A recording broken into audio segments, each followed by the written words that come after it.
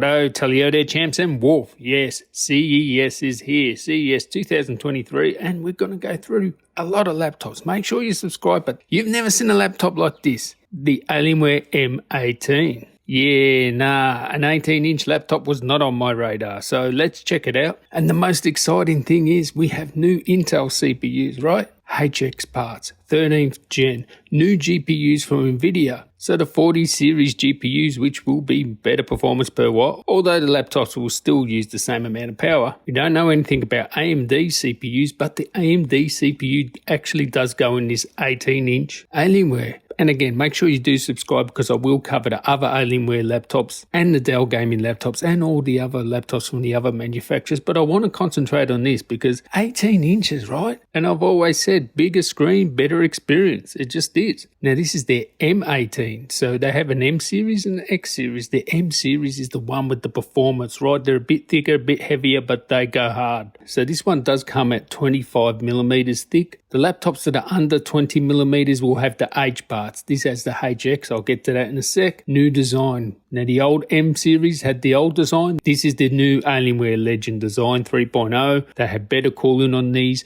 Cherry MX keyboards. We have display options, 1600p and 1200p. 165Hz with the 1600p and 480Hz with the 1200p. And yes, 16:10, 3 milliseconds response time, G-Sync, AMD FreeSync and dynamic display switching. So here's the deal. You get the 1600p if you're a normal gamer with the 165Hz, and you get the 480Hz display if you're into esports, right? That's the 1200p display. And the best thing is it's 18 inches. You know, when 17 is not enough. Some additional specs on that. Display brightness says up to 300 nits, 100% DCI P3. So good color gamut there. 300 nits is, you know, pretty much standard for gaming. I guess there will be other Alienware laptops that have OLEDs that are brighter and HDR and all this sort of stuff. But this is purely focused on gaming. 97 watt hour battery, 720p webcam. As I said before, Cherry MX keyboard, mechanical Wolf, that's what you want. 330 watt power supply. And they have a small form factor Gen FET adapter. So that's the smaller ones. Now, this is the salient part, the important part you need to know about 13th gen HX parts. So these use more than 45 watts. They're made for muscle books, what Intel call muscle books. That's the thicker and heavier laptops. Muscle, like Muscle Man, you know what I mean? Or Muscle Car. Now here,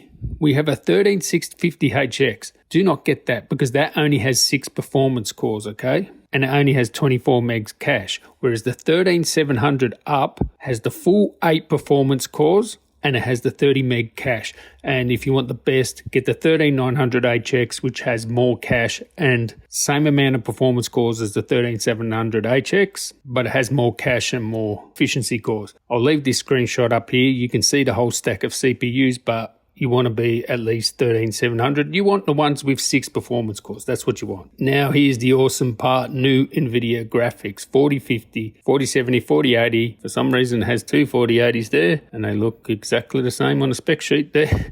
I don't know, might be a typo. And we have a 4090. Now here's the deal. From what I've been told, they move up in the stack. So what I mean by that is you have a 4070, it's going to perform like a 3080, okay? So it's moved one up in the stack. So a 70 series graphics card will perform like a 80 series. And say, for example, a 60 series will perform like a 70 series. So a 4060 would perform like a 3070. Now, of course, we have a 4090 for the first time. That has 16 gigabytes of RAM. Slower base clock speed, but it has more CUDA cores. How much faster can we expect that when we think that the Intel CPUs alone will give you at least a 10 sort of percent boost? Expect another 20 to 30% with the 4090 and the new CPUs. So yeah, there's going to be some performance gains, especially with the 4090. The other ones are just moving up in the stack, okay? So it's the 4090 that's really going to be performant. And of course the 4080 will be faster than the 3080, but you know, if you get a 4070, it's only going to be fast as a 3080. You get what I mean. Up to 16 gigabytes DDR5, 4800. Now has 2 DIMM slots, so that's awesome. Look at this configuration: single, dual, tri and quad storage configurations. All right, you can have 4 NVMe's. Wow. whoa. And that's why you get the M, right? You get the better performance, bit thicker, it's a bit heavier, but you can upgrade more. You can upgrade more RAM, more SSDs, etc. New Wi-Fi 6E here, so that's awesome. And we have Thunderbolt, at least on the Intel SD card and Ethernet. Now, with the Thunderbolt, of course you can whack an eGPU on this, but the AMD, who knows? It may have USB 4, but will it support eGPU as well? We'll have to wait to see there, but there you go, 18 inches of glory. Stay tuned for more. Catch you in the next one. Tally ho.